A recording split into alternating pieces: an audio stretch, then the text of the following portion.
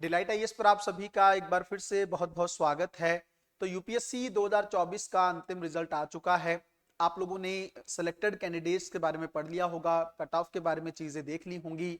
बहुत बेहतरीन या प्रेरक कहानियां इस बार देखने को मिली हैं। महिलाओं का प्रदर्शन जो है वो काफी अच्छा रहा है। उसके अलावा भेड़ बकरियां चराने वाले एक पर्सन जो हैं वो आईपीएस बने।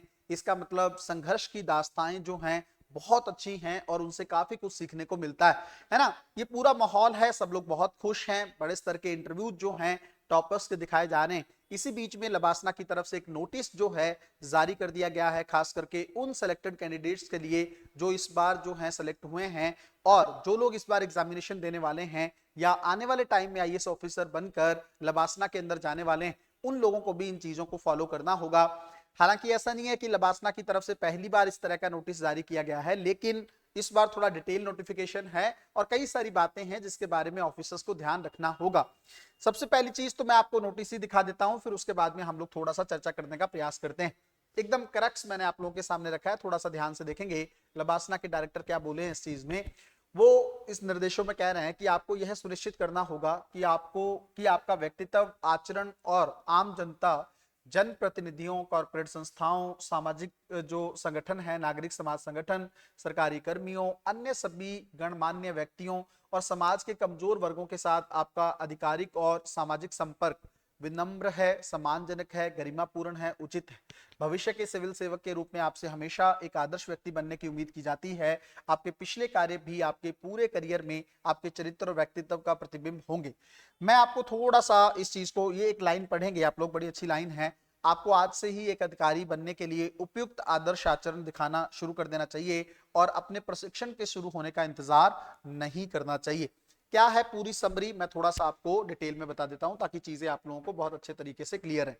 देखो, सबसे पहली चीज तो ये है कि आप लोग जानते हैं कि जैसे ही रिजल्ट आता है ना, तो एक गठजोड़ जो कोचिंग माफिया है या कोचिंग्स जो हैं उनके साथ अधिकारियों का देखने को मिलता है ना। अधिकारियों का इस तरीके से वो लोग जो उनको लगता है कि ये जो हैं बच्चों को ट्रैप करने के लिए इस तरह की चीजें की जाती हैं, है ना।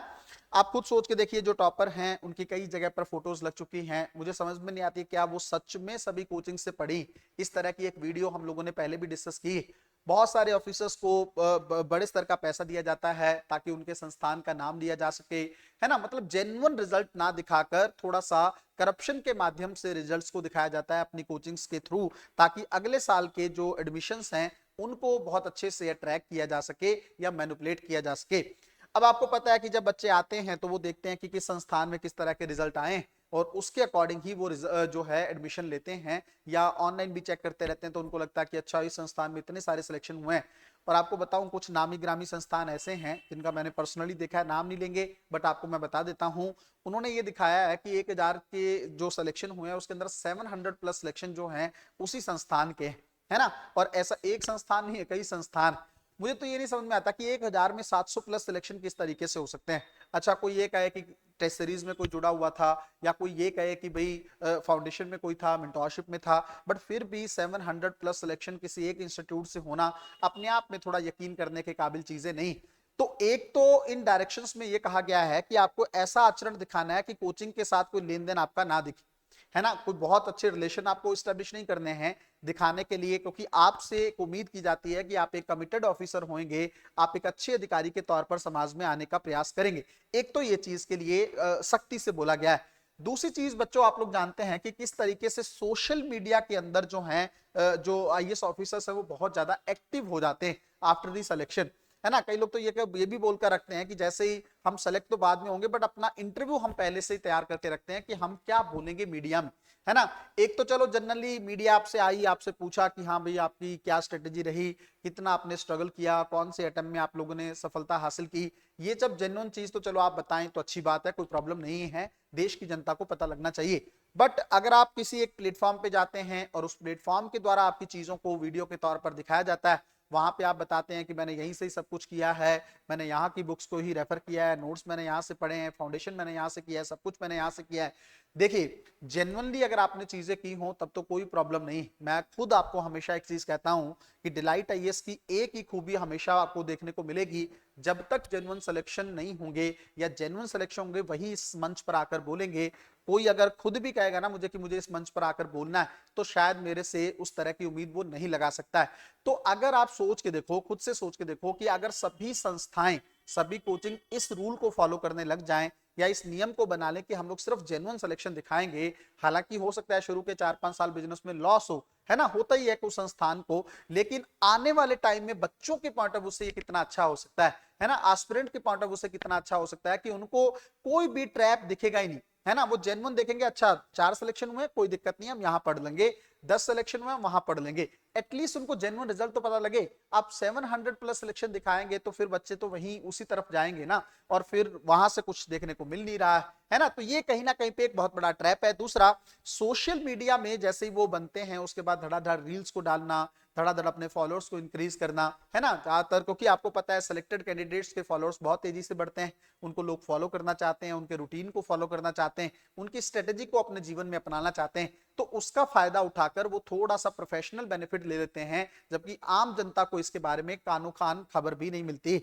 है ना। तो ये सख्ती से बोला गया है लबासना की तरफ से कि आप इस तरह के चरित्र को नहीं दिखाएंगे, ये चीजें आप नहीं करेंगे, सोशल मीडिया से आप दूर रहेंगे। अब देखो बच्चों, एक चीज आपके मन में भी आ रही होगी कि देखो मानव अधिकार है ना सबका इंटरनेट का इस्तेमाल करना, है ना, कानून के तौर पर भी हमें, मतलब आप सोच के देखिए फंडामेंटल राइट के तौर पर हमें इंटरनेट का अधिकार है ना, वो स्वतंत्रता है हमारी, तो फिर आईएएस ऑफिसर्स के इसके यूज करने पर या ज्यादा फेमस होने पर रोक क्यों? इसका एक कारण है, मैंने हालांकि क्लासेस में एथिक्स में बहुत अच्छे से समझाया है, लेकिन फिर भी मैं आपको यहाँ पे दोबारा बताता हूँ। आप सोच के देखिए, फ्रंट पे होते हैं जो पॉलिटिकल लीडर होते हैं, वो फ्रंट पे होते हैं क्योंकि उनको इलेक्शन लड़ना है ना, तो उनका फेस दिखना चाहिए कि जो भी एमएलए हैं, एमपी हैं उस क्षेत्र में, उनका फेस फ्रंट पर रहना चाहिए, या जो भी वहां पर और भी जो विपक्षी पार्टियां हैं या कुछ भी हैं, उनका फेस फ्रंट पे रहना चाहिए।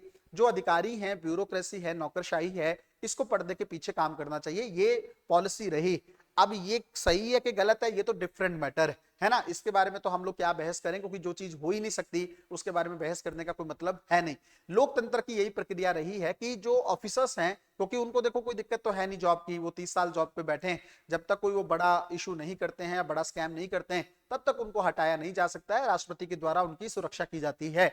ऐसी सिचुएशन में आपको कोई डर नहीं है, आप रिलैक्स होकर काम कर सकते हैं, जॉब सिक्योरिटी आपके पास, तो फिर आपको फेमस क्यों होना है ना, आपको कोई दिक्कत नहीं। नेता का फेमस होना इसलिए जरूरी है क्योंकि उसको जनता में जाना है, उसको इलेक्शन जीतना है, इसलिए पॉलिटिकल लीडर ये चाहते हैं, और ये परंपरा भी रही है कि फ्रंट पे जो भी काम हो फ्रंट पे वो रहे। मान लीजिए किसी अधिकारी ने बहुत अच्छा काम किया किसी जिले में, तो उसकी वाहवाही उस अधिकारी को ना मिलकर नेता को मिलनी चाहिए, उस पार्टी को मिलनी चाहिए जिसने वहां पर उन अधिकारियों को लगवाया है या उनको लेकर थोड़ा वर्क किया है ना। तो इसको लेकर एक द्वंद हमेशा बना रहता है, ऑफिसर्स को भी कई बार ये चीज लगती है कि हमें काम में हमने किया है और हमें फेमस नहीं होने दिया जाता है। नेता लोग ये भी चाहते हैं कि देखो एक पॉइंट और भी है, मान लीजिए किसी अधिकारी ने किसी जिले में बहुत अच्छा काम किया और जनता बहुत ज्यादा जुड़ गई, तो फिर ना जैसे पॉलिटिकल जो चीजें हैं उनका ट्रांसफर नहीं कर पाएंगे, है ना, मान लो सीएम को उनका ट्रांसफर करना है, तो वहां पर क्या है, बहुत सारे लोग उनको जाने नहीं देंगे, तो इसके चलते अनस्टेबिलिटी भी क्रिएट हो सकती है। इसलिए सरकारें ये चाहती रही हैं कि अधिकारियों का ज्यादा टच जो है जनता के साथ ना हो, इसलिए बार बार उनका ट्रांसफर भी किया जाता रहता है कि किसी एक जगह पर रहकर वो चीजों को उस तरीके से ना करें। मेरी एक बात अपने जीवन में हमेशा याद रखिएगा, आपको सच में एक अच्छा अधिकारी बनना चाहिए, आपको ट्रैप नहीं होना चाहिए, ना बच्चों को ट्रैप। आप तो एक इंटरव्यू बना के चले गए, है ना, आपने लाखों रुपए ले लिए, करोड़ों रुपए ले लिए, बट आप सोच के देखिए उसके चलते कितने सारे बच्चों के भविष्य के साथ दिक्कत हो सकती है ना। मेरी फीलिंग को, मेरी बातों को आप अगर समझ जाएंगे तो शायद बच्चों के जीवन में बदलाव आ सके। रिजल्ट्स तब तक नहीं बदलेंगे जब तक जेन्युइन इंटरव्यूज नहीं आएंगे, है ना। और बच्चों को मैं एक चीज कहना चाहूंगा, एस्पिरेंट्स को, हर चीज को आंखें बंद करके फॉलो नहीं करना है, बहुत ध्यान से इस चीज को फॉलो करना है, जेन्युइन चीजों को देखना है, जहां पे रिजल्ट्स को लेकर काम किया जा रहा है वहां पे आपको चीजें करनी है, अदरवाइज चीजों को अवॉइड करने का प्रयास करना है। मिलते हैं अगली वीडियो में, तब तक अपना ध्यान रखें, अपनी पढ़ाई को बहुत अच्छे तरीके से करते रहें। बहुत बहुत धन्यवाद।